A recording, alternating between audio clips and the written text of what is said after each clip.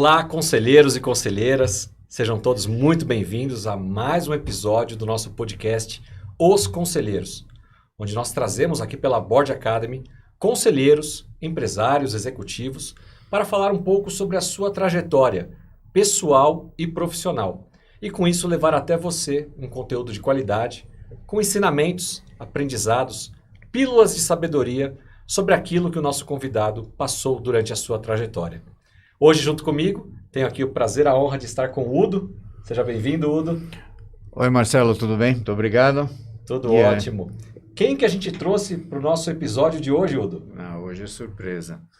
Hoje a gente vai ter o prazer de entrevistar aqui no podcast da Board Academy o Thomas Manning Shepard Berkish. Thomas. Falou perfeitamente, hein? Tá vendo? Parabéns. Eu treinei bastante. Mas eu merece, não vou nem bacana. ousar repetir esse sobrenome porque é muito chique para mim. Thomas, seja muito bem-vindo. Exatamente. Muito obrigado, Marcelo e Udo. É um prazer. Um prazer a todos que vão assistir aqui conosco essa conversa aqui. E como você falou bem, essa é uma conversa franca, tranquila, falar um pouco da minha trajetória, né?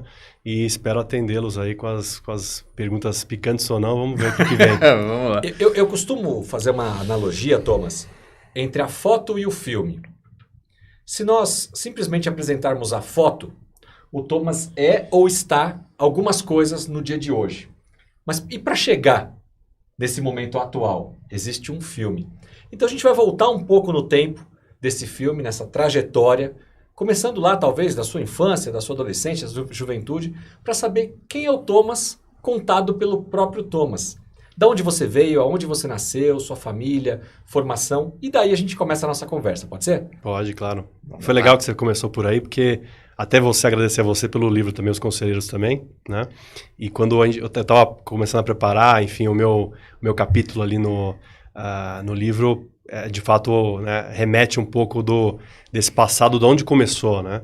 E a trajetória é importante. Então, você remete coisas pessoais na família, onde você está ali na sua adolescência, onde você está tendo provas ali de começar a vida adulta, né? Daquele desafio de sair da vida de criança para uma vida adulta, que é um desafio para todos, eu imagino. E como foi e o que me fez chegar aqui, na verdade, né? Então, acho que para todos ali, pelo menos no meu caso, que teve parte da infância, adolescência, no final dos anos 80, começo dos 90, foi uma época mais difícil para vários, né? No meu caso, o meu pai era empreendedor, trabalhou uma fase em empresa, depois realmente foi empreender. Então trazia, obviamente, isso muito para dentro de casa. A gente chegou a ter em alguns momentos o escritório dentro de casa também, então isso acaba... Não tem como não misturar, né? Por mais que estivesse ali na edícula no final na casa, você acaba trazendo para dentro da casa o trabalho, né? Quer dizer que já tinha o tal do home office lá na década de 80, já tinha assim. Depois ele mudou, teve fase que ele estava na rua do lado, mas ele vinha almoçar em casa, então a gente convivia bastante. Isso aonde? Em São Paulo? Em São Paulo. Sou de São Paulo, toda a família de São Paulo, apesar do nome, né? Que o Udo pronunciou tão bem. Todo mundo é de São Paulo. Vida de imigrantes. Então, todo mundo, os antepassados têm uma história todas de imigrantes, tanto o lado, vamos dizer, anglo-saxão, né? De americanos e ingleses, que vieram trabalhar em empresas de tanto linha férrea como de eletricidade aqui em São Paulo, né? Em geral, São Paulo ou Brasil, ou na América do Sul, né? Em geral. Muitos pioneiros, enfim, pessoas que arriscaram, talvez trocaram o conforto do que estavam para tentar uma vida melhor ou algo melhor. Seu pai já é brasileiro? Meu pai é brasileiro, primeira geração. Aí o lado do meu pai é o lado húngaro, né? Que é a questão de entre-guerras e tudo mais, acabaram vindo para o Brasil. Então também, sempre, acho que pessoas que se predispuseram a sair de onde estavam, talvez com pouco conforto de onde estavam, para arriscar e vir para o Brasil. Então acho que muito mérito, louvor aí que vieram. Eu sempre tento resgatar esse tipo de coisa, né? Então aí a gente tem isso em comum, porque meus avós também, eles tinham toda a estrutura, né, na Europa, na Alemanha, e vieram para cá por conta da guerra. Sim. E se estabeleceram aqui e aí deram continuidade. Mas o seu sobrenome é tão difícil assim como o do Thomas? Eu acho que é mais, hein? Eu acho que a fonética é um pouco diferente, né? Udo Kurt Gierlich, aí já começa a enrolar um pouquinho, né? Mas somos todos brasileiros, né? Então eu me sinto brasileiro 100%, então nos hábitos, no torcer para a seleção brasileira, enfim, tudo mais, gosto muito de futebol também. Mas vamos voltar lá naquela juventude. Claro, São Paulo, filho de um empreendedor. Exato, numa época difícil, anos 90. Eu acabei criando gosto pela coisa, tanto ver meu pai ali trabalhando e vendo, né, se esforçar ali, então acabei no começo ali, né, ainda no colégio, ajudando ele também né, fazendo orçamentos para ele, tinha uma empreiteira, então fazendo parte de orçamentária, levantando preço, então comecei a ganhar gosto pela coisa. E aí veio aquela decisão muito difícil de saber o que você quer fazer. Eu tinha muito, talvez, uma pressão familiar, talvez já tem que virar médico, não tem nenhum médico na família, mas eu gostava, fazia até biológicas no colégio, quando você decidia, né, fazer esse tipo de coisa no colegial. Mas acabei decidindo fazer engenharia. Talvez por essa influência, até de trabalho mesmo. Eu sempre busquei, até para me motivar nos estudos, o trabalho sempre me motivou. Então, logo no primeiro ano da faculdade, que não é uma coisa muito comum no Brasil, pelo menos, eu já fui fazer estágio. Eu já vinha de trabalhar com meu pai e tudo mais, ajudar em Numa casa. época que, se não me engano, os primeiros anos da faculdade de engenharia eram meio que neutros, né? Para todas as áreas de engenharia. Pelo menos no meu caso, eu me formei Sim. na FEI, lá era tudo junto, né? Então, se você fosse fazer Que é o famoso biênio, né? E que era difícil arrumar um estágio justamente por isso, difícil. porque você ainda não tinha... Você não tinha um direcionamento ainda. Para mim foi Não. a partir do terceiro ano, né? Que falando, não, vou fazer engenharia mecânica, tá bom. Então, Mas você entrou já sabendo Eu entrei em caminho da engenharia civil, que você... eu escolhi, mas o Udo tem razão, no final do dia você escolhe engenharia civil, mas poucas matérias, o biênio, que são as primeiras matérias mais básicas, né? Mas eu já estava no curso de engenharia civil, então eu já sabia o que era o final, e eu queria testar também se era aquilo que eu gostava. Apesar de ter escolhido engenharia, eu sempre fui muito bom na escola em geografia e história. E aquilo, até para o orientador da escola, falar, pô, mas você vai fazer engenharia, você vai fazer economia, administração. Eu falei, pô, eu acho que a engenharia é o melhor caminho. Eu posso ser engenheiro e posso ser depois trabalhar, sei lá, como consultor ou como em banco, onde eu fui trabalhar depois, mas eu chego lá. Então, esse foi um pouco da trajetória desse começo, e sempre o trabalho me motivou. Então, sempre tive essa curiosidade de falar assim, pô, qual que é a finalidade? Por que eu tô fazendo? Por que eu tô aqui? Onde eu quero chegar? Né? Qual que é a finalidade disso aqui? Pô, a faculdade é o fim? Tá, mas... Pô, então o fim disso aqui é um trabalho, é alguma coisa que eu tô ali para poder chegar no objetivo final. Então foi assim que eu fui... Do propósito, exatamente. Desde jovem. Desde jovem já vem aquela coisa do questionamento do propósito. Exatamente, o propósito para legal. mim sempre foi importante. E eu abri mão, obviamente, na faculdade, né, daqueles primeiros anos ali, como o Udo falou bem, não do estudo em si, porque você quer sair logo da faculdade, porque você quer, putz, eu tô gostando do trabalho e tudo mais, e gostei bastante de trabalhar com engenharia no começo. Mas você quer sair logo. Você então não entrou em engenharia para tocar os negócios do seu pai, não era esse? Não. Eu queria realmente... Eu achava que era um curso bastante completo, de formação muito completa. Eu vi exemplos de pessoas, conheci muitas pessoas que eram engenheiros, mas faziam outras coisas. Então eu falei, olha, acho que meu leque de oportunidades vai ser bastante interessante se eu for trabalhar se eu for fazer engenharia como um curso.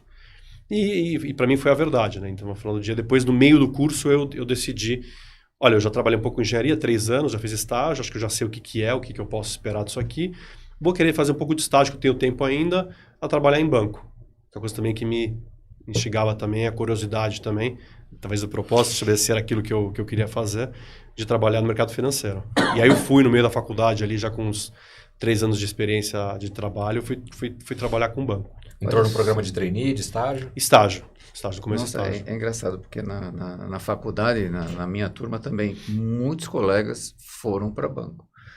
E é engraçado, e os bancos gostavam de ter estagiários advindos da engenharia, porque eu acho que era pelo cadenciamento do pensamento, né? Pelo ordenamento. O banco, ele tá na área de serviços, mas o banco é muito ligado a processos, a uma indústria. Então, os processos são muito fortes no banco, né? Sistemas, qualidade de serviço, acompanhamento. Então, o engenheiro carrega muito disso. Não só quem trabalha numa tesouraria de banco, né, que tem cálculos importantes, mas a parte processual. A gente brinca muito no mercado financeiro que o Itaú, por exemplo, é um banco de engenheiros. E né? A família Setúbal é toda formada de engenheiras, na sua grande maioria. E é um banco reconhecido no mercado como um banco muito bom em processos, onde as coisas realmente têm manual, tudo funciona. Quando eu fui trabalhar, tive a oportunidade de trabalhar no banco americano, né, o primeiro que eu trabalhei, tudo manual. Parece muito com a indústria, né? Então, lembra muito a indústria, né? De você ter tudo manual, tudo tem um processo, Bacana. Tudo funciona. Eu não sei se existe uma estatística para isso, nem sei se faria sentido. Mas eu tenho uma impressão de que boa parte dos funcionários, especialmente dos bancos, mas por que não dizer das áreas financeiras, empresariais como um todo são formados por ex-engenheiros. Ou tem engenheiros, bastante. nunca é um ex-engenheiro, né? Bastante. Engenheiro de formação, mas que veio para a área financeira de alguma forma Sim. e virou controller, CFO. Temos até presidentes de Banco Central. O Rick Meirelles é um engenheiro também. O Bob, né? É verdade. Ele é engenheiro também. Ele é engenheiro também. Bom, muito bem. Bastante. Aí, primeiro estágio na área da engenharia civil, depois estágio num banco, num primeiro banco, e como foi esse desenrolar? Até aí solteiro ainda, ou o casamento já tinha aparecido? Solteiro, foi pouco depois. E aí foi um pouco desse começo de banco, aí eu me formei no final do dia, né, e foi uma época difícil, né, porque teve uma troca aí de governo e tudo mais, e os bancos, eu estava no banco americano, então sempre um pouco mais receoso em relação à troca de governo na época.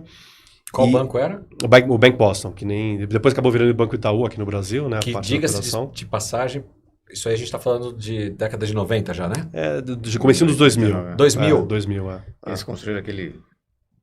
Um prédio que ela... prédio lindo ali na Berrini. Isso, eu ia falar desse prédio e da referência que eu tinha do outro lado, desse lado da mesa, como cliente do Boston, como um dos melhores bancos daquela época para se trabalhar. Era realmente incrível. Sim. Tinha acho que o Citi, os dois bancos americanos que estavam mais sólidos no Brasil, tinha uma proposta muito interessante. Mas ele foi comprado lá fora e acabou... lá fora, acabou depois, obviamente... A estratégia mudou e tudo mais. E essa questão também de troca política, acho que no Brasil era pequena a operação global do comprador lá fora. Então acabou... O Itaú viu a oportunidade como um banco bom e acabou absorvendo... Grande parte do banco personalité hoje é... Qual área do banco que você trabalhava? Eu trabalhava na área de grandes empresas, focado no setor de telecomunicações e energia. Então eu peguei muito dessas levas de algumas privatizações. Quer dizer, produtos ou atendimento a cliente? Atendimento a clientes. Atendimento direto ao cliente. Era crédito ligado a atendimento a clientes. Então a gente era uma área ligada à aprovação de crédito, mas junto com comercial. O nome Omar ou Osmar do Câmbio te faz alguma lembrança? Não. Alguém que você conhecia lá. Era um cara que me atendia lá. Então, e aí eu criei muito gosto pela coisa. Eu tive, obviamente, nessa mudança do próprio banco no Brasil, buscar uma outra oportunidade. E eu consegui no Banco Espanhol, no Santander. E depois, onde eu trilhei aí grande parte da minha carreira até o final do ano 2021. Né? Trabalhei muito com o Santander, muito. Nossa, lembro de grandes nomes aqui, grandes parceiros. Sidney Peron na mesa. Sim. Biondo. Marcelo Biondo. Biondo. Conheço bem. Temos, inclusive, um board member aqui que passou pelo Santander, se não me falha a memória. Sim. Se eu não me engano, 2. 2? Eu não... Esse mundo se eu não me engano, tem muito, bastante. Mas tem Banco Real e Santander, pequeno, depois se juntaram, né? Então tem bastante gente, sim. A BN, Brown Bank.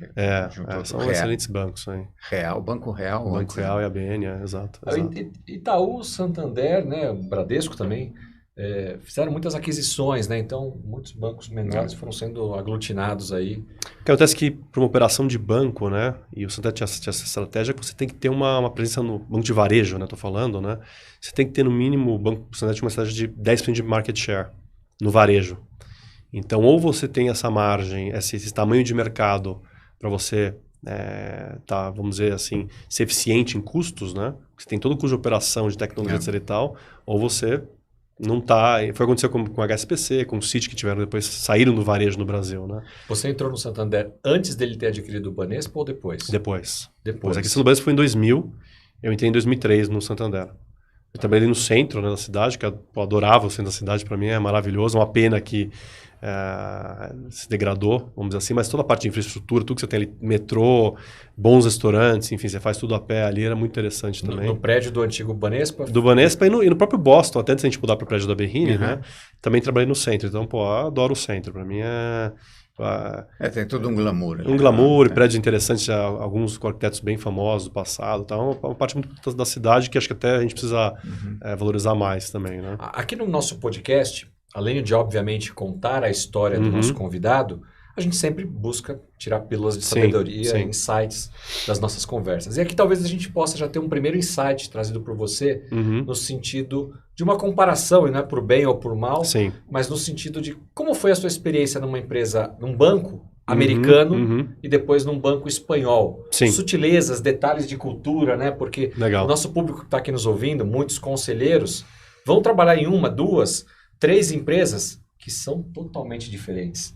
E a abordagem nossa como conselheiro vai ter que ser diferente também, né, Udo? Você Com que certeza, vive isso, no seu dia a dia. e isso a gente percebe também em empresas familiares, né? Empresas familiares, dependendo da cultura da família, a abordagem é totalmente diferente. Né? Então, você experimenta isso e é interessante você ter esse conhecimento prévio, né? Se dedique um pouco, estude um pouco para você saber qual a melhor abordagem. Com certeza. Então, Como foi eu isso lá acredito para que você? nas empresas, né, a gente, desculpa, mas a gente viu esse caso, pelo menos eu tive um caso dentro, né, da minha família mesmo, que é misturar culturas, uma cultura americana e uma cultura alemã. No caso da Autolatina, na década de 80. Minha irmã trabalhava lá, ela falou, eu não consigo trabalhar, é diferente. A cultura era totalmente diferente.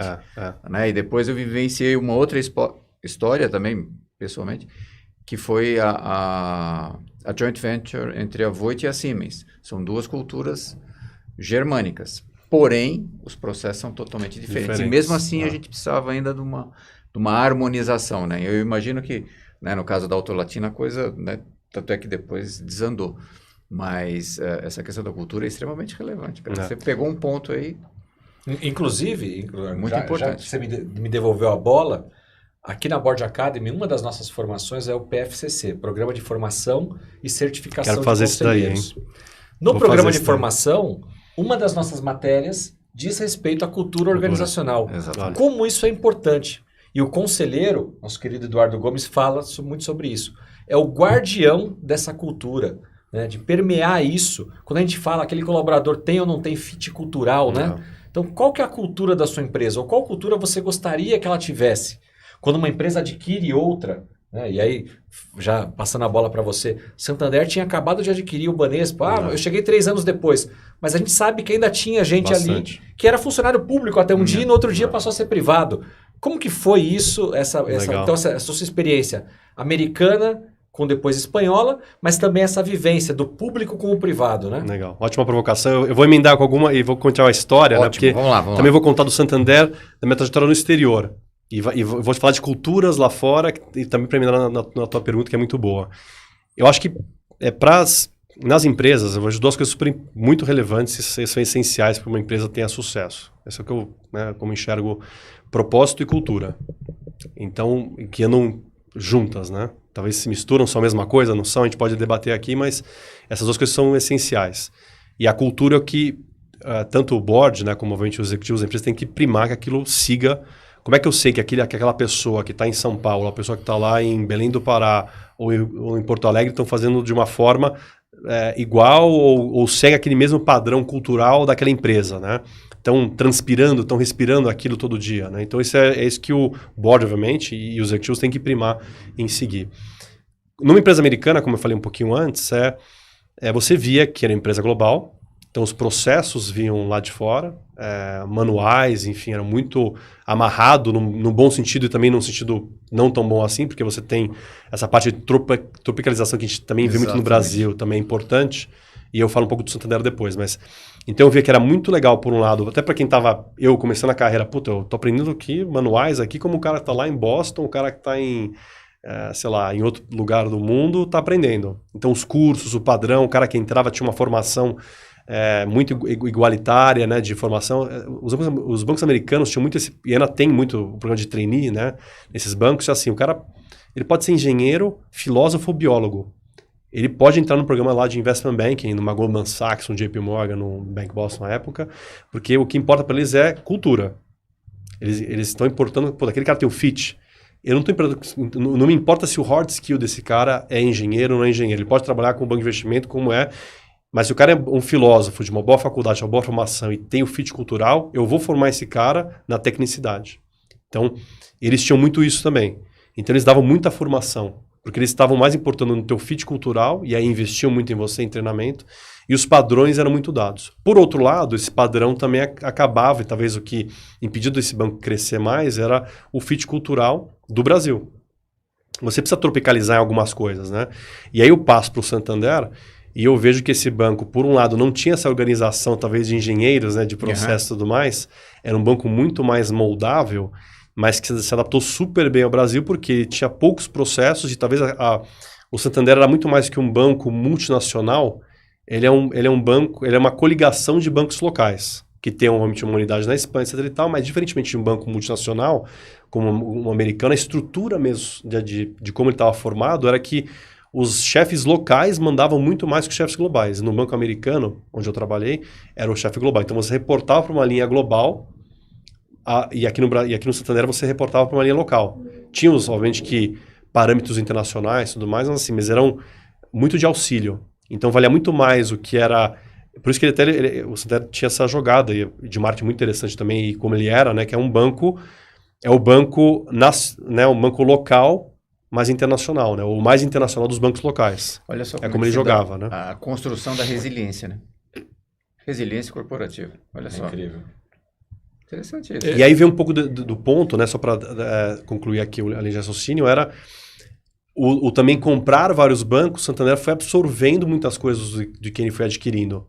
Quem compra tem que ser adaptativo, né? Exato. Então, eu acho que o mais gritante que para todo mundo que estava ali foi quando teve essa aquisição ou fusão com o Banco Real, com a ABN AMRO, no Brasil, né? Já era uma fusão de dois. Eram bancos grandes, os dois bancos, então estava ali, realmente ele estava entre os 10 maiores, então era uma junção muito relevante. Então não dá para você falar assim, não, a cultura é só do Santander. Não é.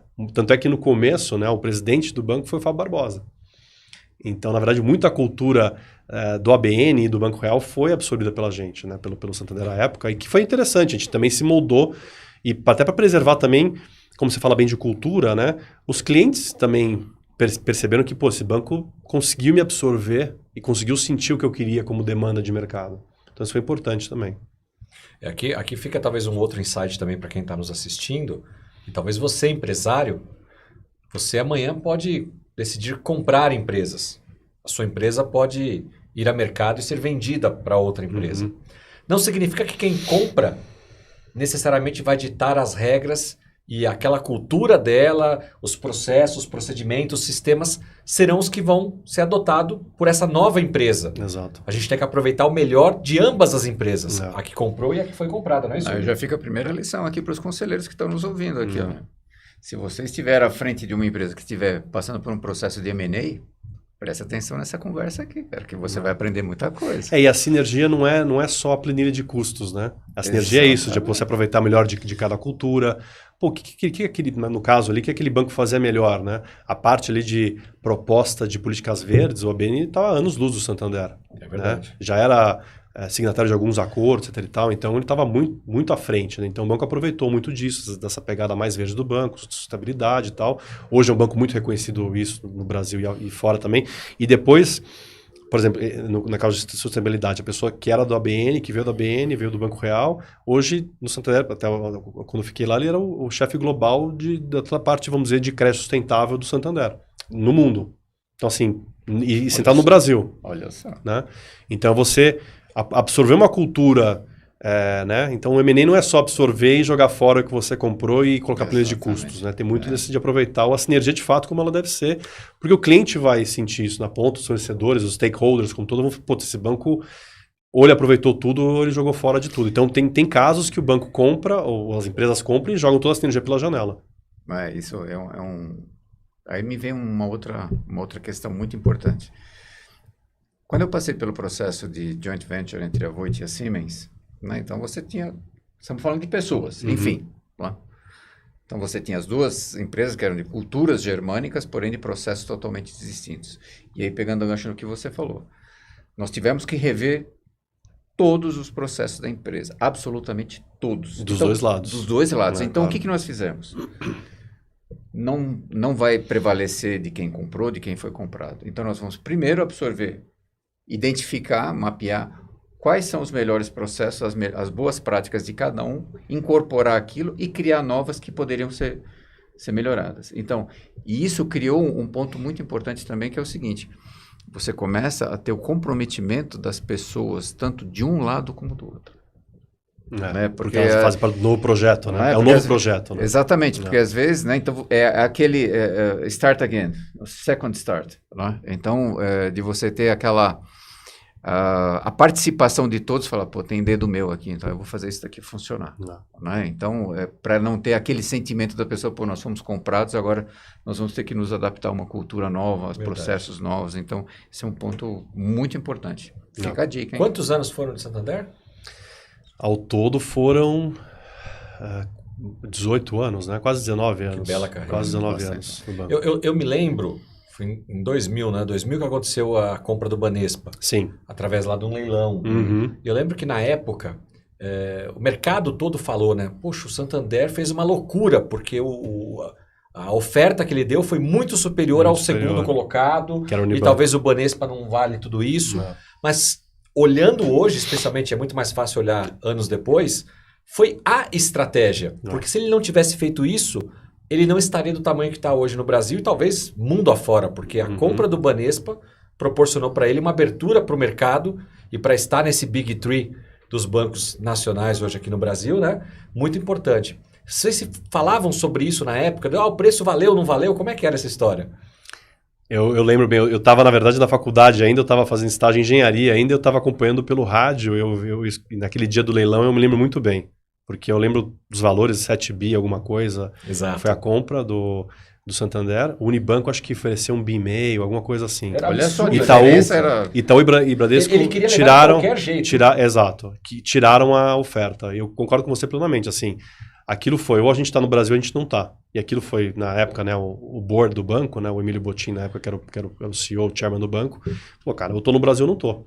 E muito o que você falou, né, em relação a... O Brasil foi muito pilar, até para momentos que eu estava até morando fora, eu vou entrar nisso daqui a pouquinho, mas o Brasil foi pilar, porque sustentou o banco por muito tempo. Hoje, por exemplo, mais de 30% do lucro do banco é do Brasil. Teve uma época que a maior operação do banco... Hoje é a maior operação. É o Brasil, né? Depende do câmbio, só. obviamente, mas a maior operação é a do Brasil. Então é muito relevante, né? E a gente na Espanha, né? É um dos líderes ali do mercado. A gente não é o líder aqui, mas a gente tem a prova de ser o melhor banco, né? Então era o que a gente tinha ali no Santander como... Que é interessante, você não quer ser o maior, mas quer ser o melhor e que já é um negócio muito legal como fit. Tá sendo né? rico esse nosso bate-papo. Olha que outro insight que ele deu aqui. Mais um. Não importa ser o maior. E as pessoas, né? Eu quero ser o maior, eu quero ser o líder. Líder ou maior do quê? Não. Resultado faz a diferença. Empresas, às vezes, que saem comprando nesse afoito de querer ser o maior em número de funcionários, maior em número de contas abertas, maior em faturamento, mas esquece do resultado. O que paga a conta depois é o caixa. Exatamente. É o dinheiro dos acionistas para retornar. E não só isso, toda a estrutura, toda a base, né, Marcelo? A gente sabe que esses processos de aquisição também, eles têm um tempo de maturação. Naturalmente, hoje em dia, eles têm que ter uma velocidade muito grande, mas ele tem que ter um período de maturação. Se você começa a misturar muita coisa, você pode perder o controle. Eu acho que foi muito bem sucedida também a compra do Itaú, ter comprado o Unibanco. Ah, sim. Porém, a velocidade, falando nisso que você falou, não foi igual a do Santander com o Banespa. O Itaú, o Unibanco, patinou muito mais tempo para, de fato, conseguirem juntar sistemas. Eram bancos muito grandes, né? Acho que de tamanho. Mas eu gosto do que você falou, porque eu tive semana passada no interior, eu cheguei numa empresa, né? Não ainda como board member, mas né, eu te conheci ali o sócio fundador e tudo mais, e para a gente conversar de mercado e tal, e trazer toda a experiência. Eu cheguei na empresa e tinha uma placa. O que queremos, né? Queremos ser a maior empresa, não sei o que, de tal setor. Eu cheguei para ele, ó, eu vou discordar, eu gosto da empresa, acho que é uma empresa muito legal, tem uma boa proposta no mercado, tem um bom fit, uma boa solução, mas eu cheguei para ele assim, eu discordo da tua estratégia, você tem que ser o melhor. Se você chegar a ser o maior por ser o melhor, ótimo. Mas não busque ser só o maior, né? Porque aí todo mundo vai... O número pelo número a gente pode conseguir. A gente consegue investir em marketing e ser o maior, mas não vai ter lucratividade nem satisfação dos clientes também. Então... Mas eu queria depois emendar na tua pergunta... 18 anos de Santander. Muita coisa aconteceu, carreira internacional. Conta pra gente aí como é que foi essa trajetória. Isso que eu falei. Então... E aí depois até um pouco do mestrar com o meu lado pessoal também, de conhecer minha esposa, que eu conheci também nessa trajetória internacional. Então, eu fiquei um período no Brasil, no Santander, solidifiquei aqui, fiz um bom negócio também no mercado de capitais, né? E aí eu fui convidado nesse inteirinho, nesse período, para ficar um tempo em Nova York. Então foi a primeira experiência internacional. Eu sempre sonhei em ter no mínimo uma experiência internacional, um pouco também dos meus antepassados, de ter essa conexão, vamos dizer, cultural também. Então, eu sempre senti que me faltava isso, né? Eu não cheguei quando era novo, até por condições econômicas de fazer... Algumas pessoas faziam também intercâmbio fora. Então, eu tinha essa dívida comigo mesmo e uma coisa que eu fui buscar e cativei, vamos dizer assim, né? Então, eu tive essa oportunidade de ir para fora, abracei, e é um pouco também de cultura, né? Porque eu percebi que o banco globalmente não tinha a mesma cultura, por isso que eu falei que era um banco de união de bancos, né? Vamos dizer assim, uma cooperação internacional de bancos, mais do que uma empresa multinacional, né? Porque ele não tinha o porte nos Estados Unidos que tinha no Brasil, né? Não, é outro Até hoje porte, não tem. É outro porte. Lá a gente tinha uma participação num banco americano, que depois a gente acabou comprando com a crise e tal, não sei o que, comprando a maioria do capital, mas não estava nem ligado ao grupo, né? Então tinha algumas participações, mas eu estava em Nova York. Nova York você era ali era aquelas equipes de automobilismo, você estava ali atrás tentando participar da corrida, né? Final de semana no Central Park. Estava no Central Park. Chato. Mas foi legal porque Quantos anos você tinha nessa época? Eu estava com 26. Jovem, 26. Que legal. Moleque. Garotão. E aí eu tive a oportunidade, obviamente, de trabalho, de trabalhar com a América Latina, porque o que a gente fazia era a emissão de empresas brasileiras e latino-americanas nos Estados Unidos, no mercado internacional. Então foi muito legal também ter uma cultura também de exposição com outros países, ver a diferença de uma empresa, como é que o argentino trabalha, como é que a empresa mexicana trabalha, colombiana, peruana, enfim, tive contato com todas essas empresas, né? Foi muito interessante. Como é que os outros bancos também, né? Como é que é o modo americano de trabalho, que é um modo muito pragmático, né? E eu tinha um pouco isso do Boston, mas talvez não ali na flor da pele, e uma cidade como Nova York, que é bem ali, você está sentindo que o cara, você vai disputar, literalmente como nos filmes, né? O táxi quem pega, e o cara tá chegando no elevador, ele não segura para você porque ele quer chegar primeiro na reunião. Então não tem essa gentileza nu e cru. Nos filmes é isso mesmo que acontece na cidade. Então não é os Estados Unidos como um todo, mas Nova York é uma cidade bem mais bruta. Então eu aprendi, não a ser bruto, né, mas a saber... É mais individualista. Individualista, né? exato. E é interessante você ver também como é que a própria empresa na qual você trabalha, como ela enxerga o teu país, você estando de fora. Né? Como é que é a avaliação do Brasil, como é que é a avaliação dos outros países da América Latina, por exemplo? Né? Como que isso é considerado dentro de uma empresa global, feita em Santander. Olhar de fora. Isso é interessante. Eu tive essa passagem muito mais para frente até. Depois eu voltei para o Brasil. Eu conheci minha esposa, né? Felizmente, ali em Nova York também. Conheci ela lá em Nova York? Conheci ela em Nova York. Mas brasileira? Não, ela é argentina. Argentina. Ítalo Argentina. Depois a gente namorou à distância e tal. E aí, um ano e meio depois, quando eu voltei para o Brasil, eu entrei no programa de formação de executivos do Santander, global. E aí eu fui para a Europa. Eu fui para Londres, né, primeiramente, aí a gente chegou a ter essa decisão, né, no nível pessoal, falou assim, olha, a gente vai engajar numa coisa mais séria, num casamento, né, e aí ela topou, ela teve que, né, primeiramente abrir mão do carreira dela e tal, foi para Londres, ela estudou, fez um mestrado lá, mas eu fui para Londres. Aí em Londres eu senti muito disso de como é que eu podia vender. Porque quando eu cheguei em Londres, estava ainda na crise, né, de 2008, 2009. Eu cheguei no comecinho de 2009. A Inglaterra também estava ali no olho do furacão. O Santander estava comprando... Ele era a formação de 3 bancos. Que ali estava chegando naquele momento, tinham acabado de se comprar por causa da crise e tal. Estavam os ativos mais baratos, o banco tinha acabado de comprar. Tinha o Web, que era um banco ali, que era mais o Santander, vamos dizer assim. E ele comprou outros 2 bancos. E a gente estava nesse meio dessa fusão ali de 3 partes... que eram bancos totalmente antagônicos, né, de culturas e tudo mais, a gente foi sentindo aquilo na pele, né, e aí quando eu cheguei lá, a minha função era porque era uma função de executivo, olha, tinha uma assignação para aquele período que eu ia ficar em Londres, e o meu chefe, que era o VP executivo do banco, falou, olha, eu acho que você tem pouco tempo para fazer o que você tem que fazer aqui na tua asignação, vou te dar um outro desafio, que é, de fato, você tem que tocar essa área. Eu falei, mas eu vim fazer parte da área, não tocar a área, né, não reportar para você nesse sentido de... Não, mas eu quero que você faça isso, esse é o teu desafio. E aí eu cheguei em casa e falei, o cara mudou totalmente, não sei o quê. Vamos embora. Tô aqui para isso. E aí eu com 26, 27 anos... Não, eu já tinha ali 28 anos, né? Tenho com o desafio de, num país estrangeiro, cultura muito diferente, porque assim, por mais que você leia livros e veja filmes, né, da Inglaterra, né? A cultura não tem nada com a americana. Então eu acho, eu conheço, eu já estou nos Estados Unidos, a cultura deve ser parecida. Não tem nada a ver. É muito diferente, é uma outra cultura.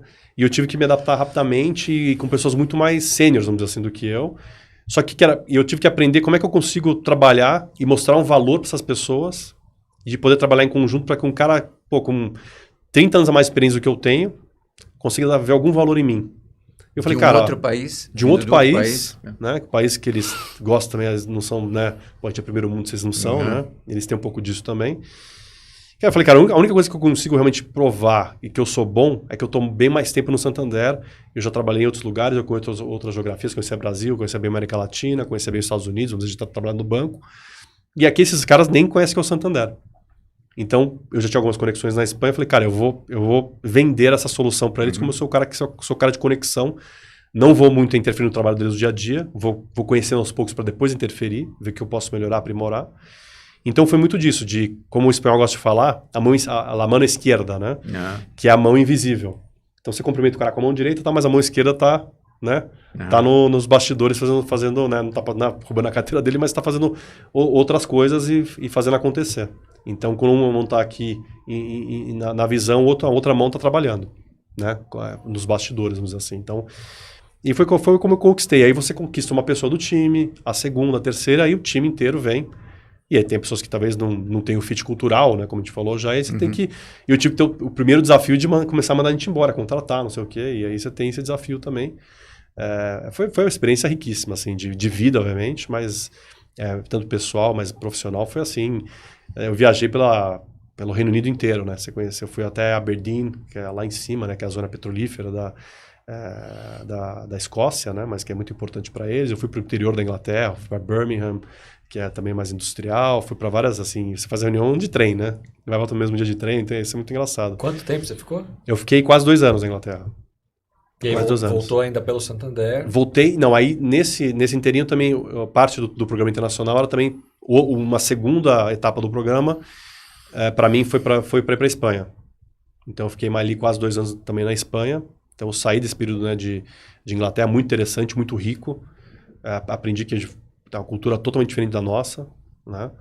E aí eu fui para a Espanha, onde eu já tinha realmente bons contatos. Mas para mim foi interessante para trabalhar no coração do banco, de fato, onde está o centro político, o centro de comando do banco, sim, né?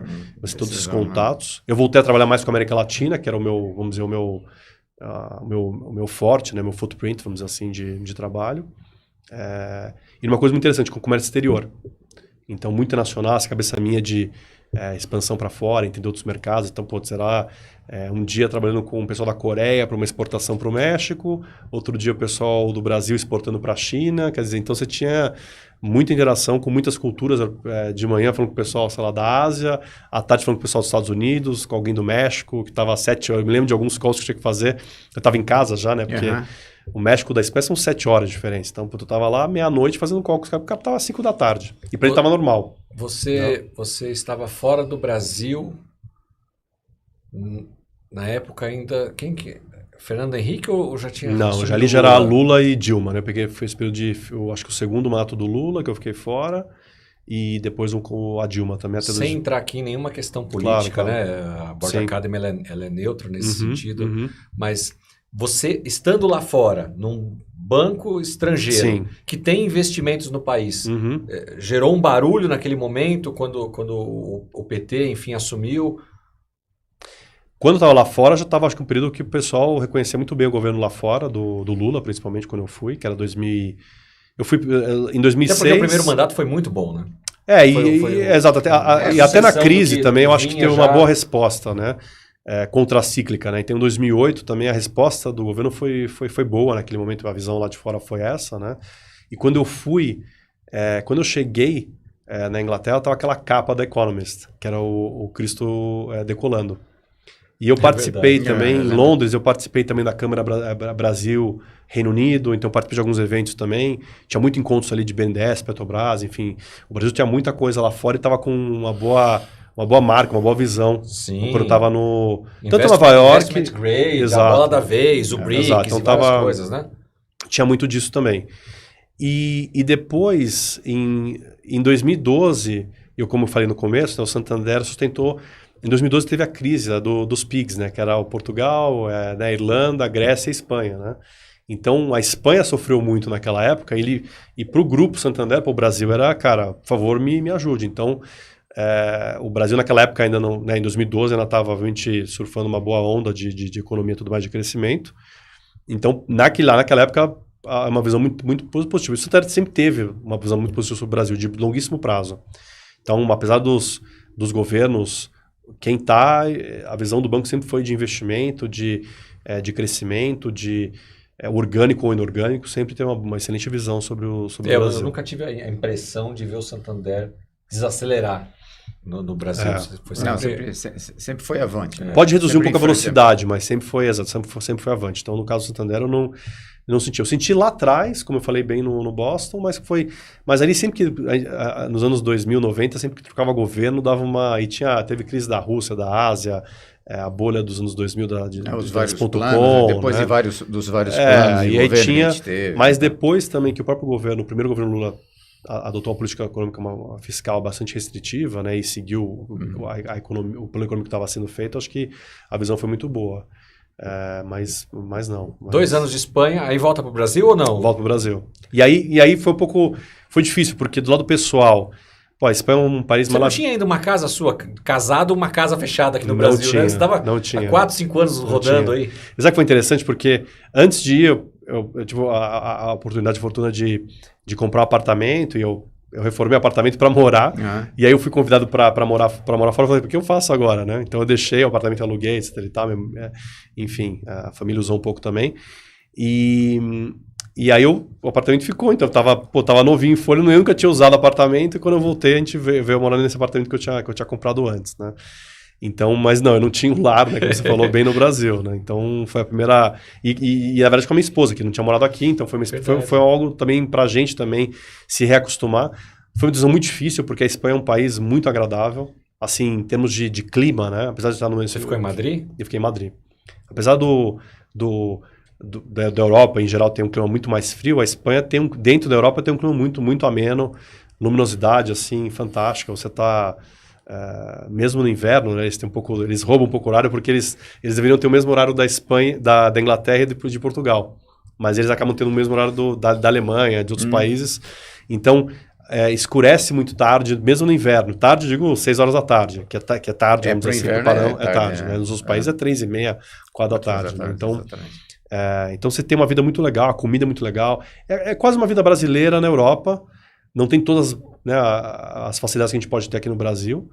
Mas, então foi difícil pro lado pessoal. Por outro lado, o lado profissional, eu sentia que eu tenho muito mais para entregar, ainda estou novo. E o Brasil precisa muito mais de mim. E eu sabia que, no teu país é muito mais valorizado do que, obviamente, lá. Então, as oportunidades... Foi uma oportunidade muito interessante do Santander para voltar. Para liderar o time aqui, um time de operações, vamos dizer, estruturadas de comércio exterior. Para cá, então eu fiquei há quase 10 anos, né, nessa área do Brasil para montar um negócio e para desenvolver. Então, para mim foi muito interessante voltar. Foi um desafio, né, porque a cultura, né, eu já tinha acostumado com a cultura de outros países, eu tive que readaptar a cultura brasileira. Né? Não, e vamos lá, né? Tem a questão cultural, sem dúvida alguma, sim. Clima, comida, enfim, uma série de coisas. Mas no final do dia... Tem o dinheiro também, né? Uma coisa é você receber em Nova York em dólar. Claro, vai gastar em dólar também. Sim. Receber em libra, em euro e depois voltar para o Brasil, né? Essa é a dificuldade dos jogadores de futebol retornarem. Né? Então, qualquer um que vai para fora e experimenta isso, o retorno, você tem que fazer conta, né? Sim. Isso sim. Então, tem muitas ponderações, enfim, família está mais próxima, enfim, meu e da minha esposa, a gente está mais próximo aqui da América do Sul, então ponderou também coisas pessoais também e a gente acabou decidindo voltar. Não tinha filhos ainda? Não tinha filhos ainda. Então, a gente decidiu aí voltar. Foi um período riquíssimo, aprendi muito, enfim. Quanto tempo Santander. Depois disso ainda no Santander? Mais 14 anos, sei lá? Não. Foram 2012 foram 9 anos, né? Um pouco mais de 9 anos e meio, mais ou menos, aí no Santander. Quase 10 de volta aí. Então foi bastante tempo também no Santander. Por onde você passou dentro do Santander? Chegou a diretoria, vice-presidência, superintendência? Superintendência, né? Então aí quase... no banco tem muito aquele trade-off, né? Às vezes o diretor, você quer, quanto a mais para ser diretor estatutário, né? E banco no Brasil tem algumas limitações ali, então você fica também, mas para mim estava... enfim, e aí eu comecei a buscar outras coisas também, porque você começa a falar, eu já... Né, dentro do banco e também fora. E foi um pouco da minha decisão também de eu tive colegas do Santander, até de outros países que trabalharam, né? Que a gente começou a desenvolver um outro projeto.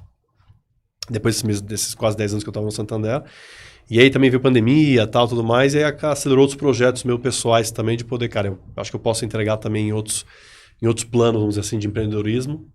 E aí, no final de 2001, de como acordo com o banco, eu resolvi... 2001, então... 2021, 2021, final do ano. Finalzinho da... no final final da primeira onda. E aí eu resolvi trilhar um caminho de empreender. E aí, dentro dos empreendimentos, eu acabei conhecendo também a Board Academy também. Muito feliz também com tudo que eu estou, né, absorvendo, todos os contatos, as conversas, enfim... os conteúdos são muito ricos. Então, para mim... E aí eu comecei também nessa parte de empreendedorismo, tanto meu, mas se você acaba empreendendo, você acaba tendo outros contatos. Dentro desses contatos, você acaba conhecendo outras empresas, alguma empresa te convida eventualmente para ser um conselheiro, ainda talvez alguma outra pro bono, mas tem o objetivo meu, obviamente, de cada vez mais me profissionalizar, obviamente, nessa questão de ser um conselheiro mais e mais profissional. Meu foco é PMEs, né? Eu gosto muito desse mundo. Eu acho que gosto de grandes empresas, mas eu acho que o valor agregado que eu posso trazer é muito para uma PME. É onde mais precisa, de fato, conteúdo humano e colaboração, né? Então, um conselho consultivo, no meu caso, seria... Aqui a Board Academy ela tem esse objetivo, ou propósito, né, melhor dizendo, de realmente ajudar as empresas pequenas, médias, familiares, as startups, né, a seguirem num processo de governança, de crescimento, porque, para não dizer a maior parte dos empregos gerados, da riqueza movimentada no país, vem dessas empresas. É a grande massa, né? É a grande massa. 90% das empresas que nascem no Brasil, né, segundo o BGE, Sebrae, 90% são familiares. Então, exato. 65% do PIB e 75% dos empregos que são gerados. Quer dizer, é a grande massa. Quer dizer, conseguir levar a governança, né, na medida certa, na hora certa. E é onde mais precisa, né? Porque, exatamente. Olha, você tem, obviamente, as grandes empresas já têm até por si só, seja por autorregulação ou por regulação, elas já têm uma governança bastante boa, você sempre pode melhorar, mas acho que eu vejo a minha contribuição, obviamente, da Board Academy, né, uma gota, né, para essas PMEs é gigante, né? Um negócio que é transformacional para muitas delas, né? Então, qualquer tipo de conselho e governança já é algo substancial, transformador para essas empresas. Então, no que eu puder colaborar com o meu conhecimento, com toda a carga que eu tenho de mercado financeiro, mercado internacional, enfim, do que eu já trabalhei, e poder apoiar um empresário, seja uma empresa familiar, ou seja uma empresa já com alguma profissionalização, né, vamos dizer assim, onde eu quero, vamos dizer, focar aí nos próximos anos. Acho que eu tenho muito a agregar nesse tipo de empresa também. A Board Academy ela tem levado ao mercado duas situações. Uma, vocês que estão nos assistindo aqui, que são executivos, que já têm uma grande experiência, como o Thomas, como o Udo, aqui em empresas, e que de repente está olhando para a sua carreira e falando, poxa, eu já passei talvez da metade do meu momento como executivo, muito conhecimento, muita bagagem, seja nacional, internacional, como o caso do Thomas aqui, e gostaria de colocar isso a favor do outro. Você tem alguns caminhos. Você pode se tornar um consultor, você pode se tornar um professor de faculdade, de MBA, pode escrever o seu livro, pode se tornar um palestrante, um mentor, um coach. Mas a carreira de conselheiro também pode fazer sentido para você. Então, se você pensa em utilizar esse seu conhecimento, essa sua experiência em prol do outro, no caso aqui do empresário, de empresas de pequeno, médio porte, familiares como o Udo, que é nosso grande especialista aqui, startups, por que não pensar em um conselho? No caso, um conselho consultivo. Existem diferenças também do conselho de administração, do conselho fiscal, conselho para empresas familiares. Né? Quer saber um pouquinho mais sobre isso? Nos procure. Procure pela Board Academy. Nós teremos o maior prazer em atendê-los também. Mas voltando aqui para o nosso entrevistado, Thomas. Thomas, o tempo está passando aqui e eu já queria emendar aqui talvez com uma ou duas perguntas aqui que a gente costuma fazer para os nossos convidados, que é o seguinte, poxa, uma trajetória brilhante. O cara teve a oportunidade de parte da carreira fazer no Brasil, parte nos Estados Estados Unidos, Unidos, parte na Inglaterra, parte na Espanha. Espanha, parte na Inglaterra, parte na Espanha, fora o que ele não contou, né? Que com certeza viagens, enfim, toda uma experiência internacional. Ele vive essa internacionalidade dentro de casa, casado com uma Argentina, não é isso? Então, assim, uma vivência transcultural Sim. incrível, assim, admirável. Mas se esse Thomas de hoje tivesse que olhar lá para o Thomas jovenzinho, talvez entrando na engenharia, trabalhando com o pai, né, tivesse que dar um conselho para aquele Thomas sobre algo assim, faz isso, acelera aqui, não faça aquilo, que conselho você daria? Nossa, que Olha pergunta só, difícil essa pra pergunta- caramba. Eu me enrosquei nessa também, Thomas. Cara, que difícil. Eu acho que uma coisa que eu aprendi muito era muito impaciente no começo ali, de querer fazer tudo rápido, tudo conquistar. Eu acho que tem muito, tudo tem seu tempo. Então, essa calma que eu posso até aparentar, eu fui ganhando ao longo dos tempos com um pouco da experiência e das vivências que eu acabei tendo. Então, acho que o Thomas lá de trás era um cara impaciente, às vezes até explosivo, eventualmente. O controle das emoções é importante também. Então, acho que isso... Porque a gente vai ter no nosso dia a dia, na nossa trajetória de carreira, seja lá o jovem lá atrás, ou seja um conselheiro, vai ter pressões gigantes. Ou seja, que você não está esperando. Então, o inesperado que vai acontecer. Eu vi outro dia um empresário falando assim, eu me preparo para o inesperado. O esperado, todo mundo está pronto. Você já está se preparando toda a tua vida para isso. Então, o inesperado que a gente tem que se preparar. E como é que a gente se prepara? Tem que ter calma, tem que ter... A adversidade vai vir. Então, esse seria meu aconselhamento para o Thomas lá de trás, que era uma pessoa, obviamente, que queria tudo rápido, né, impaciente, etc e tal, e tudo tem seu tempo. Então, para a geração que vem, né, que as coisas vão chegar, mas tem que ter trabalho duro, tem que ter foco e tem que ter paciência. E esperar o inesperado, que isso é o mais importante. Tá vendo? Então, nós temos filhos jovens, né? Eu vou pedir para o Derek fazer um corte desse pedacinho para a gente mostrar para os nossos filhos, que são hoje, essa geração hoje, ela é super impaciente, né? Exatamente. Então, e de novo, a gente está falando de um tema extremamente atual. Né? A gente vê alguns casos aí de executivos, né, sofrendo de burnout. Por quê? Porque a velocidade, hoje em dia, é astronômica, é muito rápida. As mudanças é a única certeza que a gente tem que as coisas vão acontecer, né? O inesperado que você colocou agora. Então, o conselheiro também ele tem que ter essa percepção e entender o momento daquele executivo. Né? Você estava falando das empresas maiores que já têm a sua estruturação, já tem um conselho de administração por regulação. Mas a gente vê alguns casos de CEOs que estão procurando um conselho consultivo de grandes empresas para ajudar no processo decisório. Né? Então, e aí entra também essa questão... o William Souza fala muito isso, né, nas palestras dele, no Grupo Kainos, né? Ele abre o coração dele.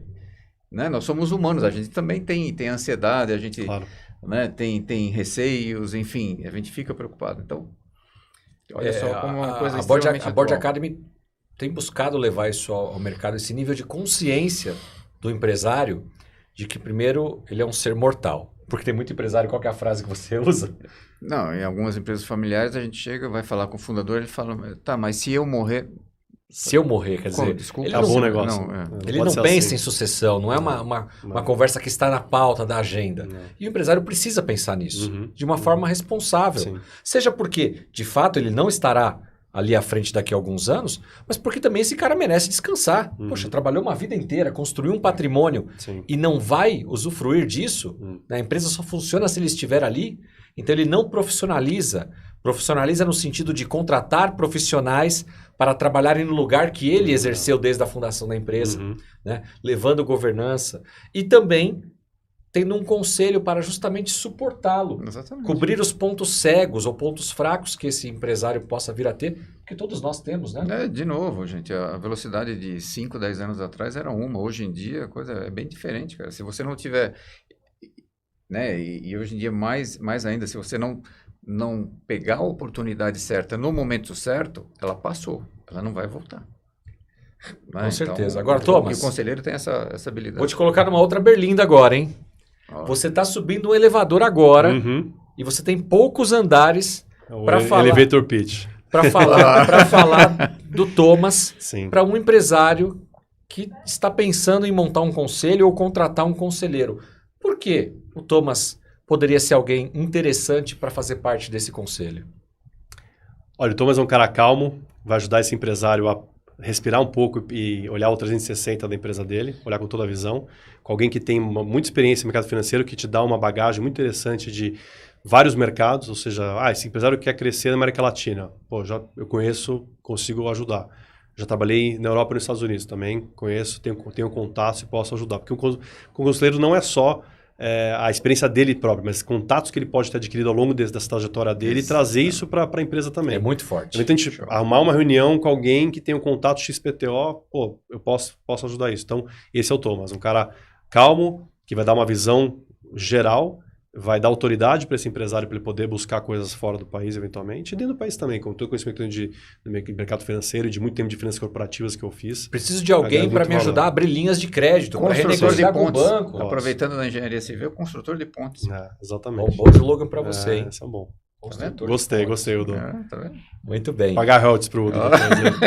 Thomas, caminhando aqui para o nosso final da nossa conversa, já estamos chegando aí a 1 hora de conversa. Passa rápido, né? Rápido demais. A gente poderia ficar aqui muito mais tempo conversando. E aprendendo muito com essa bela trajetória. Tem essa limitação, Eu queria saber o seguinte, o que você leu ou está lendo no momento, algum filme, uma série, alguma recomendação que você possa deixar aqui para os nossos telespectadores?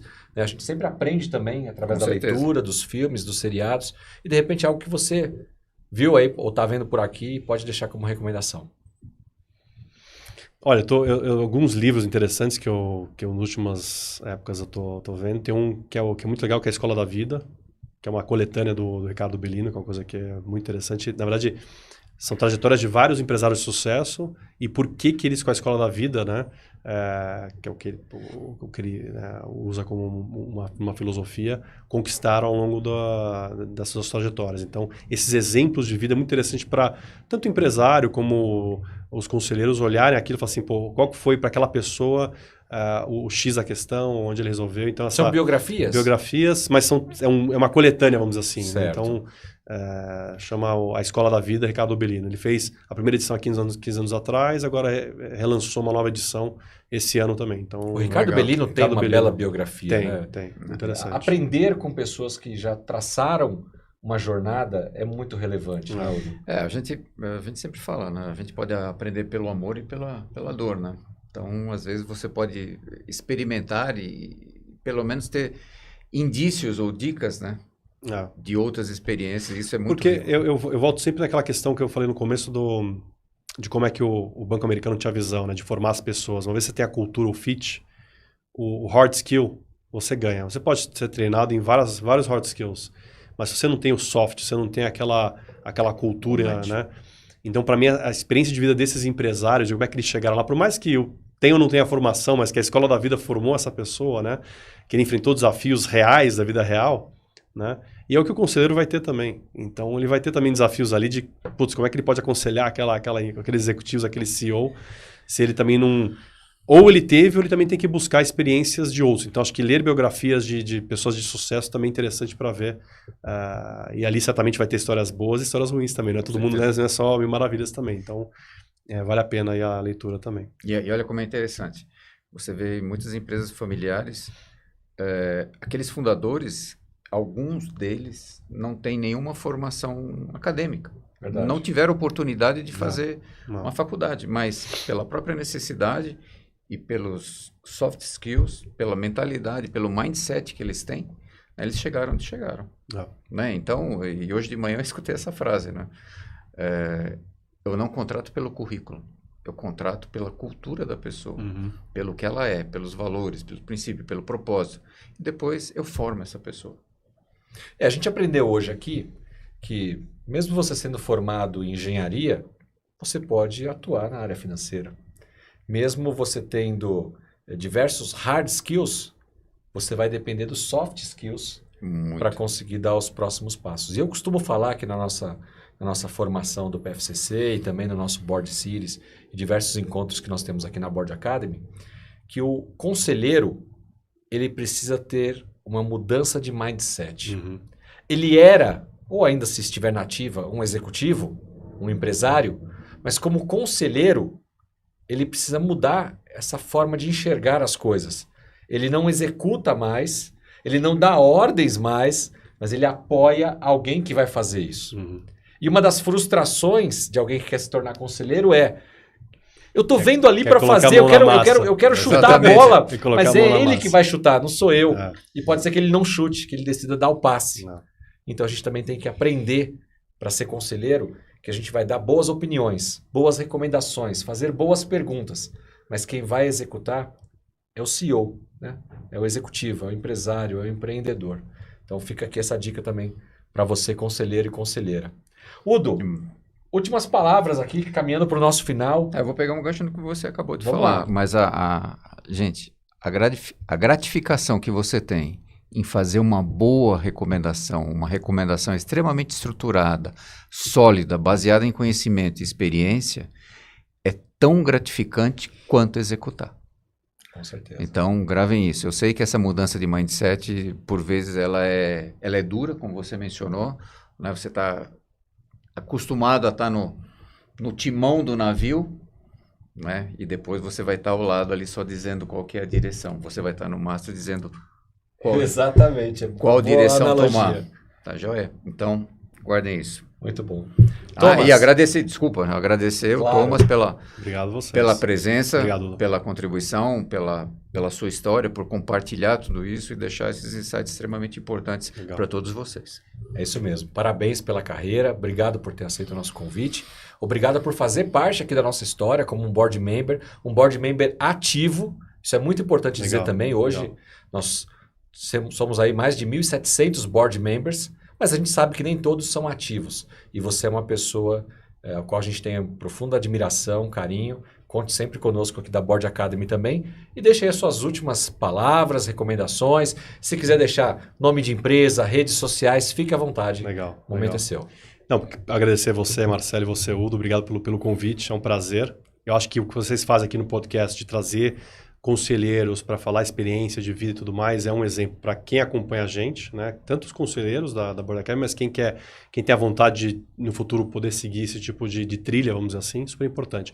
E nessa mesma toada, assim como deu o exemplo do livro da história da Escola da Vida, a própria Board Academy também, o livro Os Conselheiros também vai nesse caminho também de dar aí a trilha de cada um dos conselheiros, de como fez a trajetória até aqui, e que sirva de exemplo também para conselheiros futuros, atuais ou futuros, que queiram também ter esse caminho tão bonito também, que é estar do lado de fora, né? Como o Udo falou bem, né? Deixa o pessoal no timão ali, você está só olhando de fora ali e não poder tocar, mas também sendo parte daquela conquista daquela empresa, daquele empresário.